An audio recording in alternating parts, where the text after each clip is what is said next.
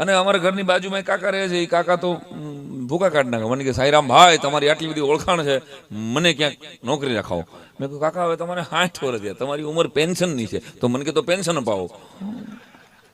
એને ગમે એ લડી જ લેવું છે કે મને કાં નોકરી અપાવો ને કાં પેન્શન અપાવો. મેં તમને આવડે છે હું? મને કે લખતા આવડે છે, વાંચતા નથી આવડતું. લખતા આવડે, વાંચતા ન આવડે. મેં કાલ્યો આ કાગળ લખો. એટલે એમ કે 2-4 લીટા કર્યા. લીટા કરીને મેં કીધું આ શું લખ્યું?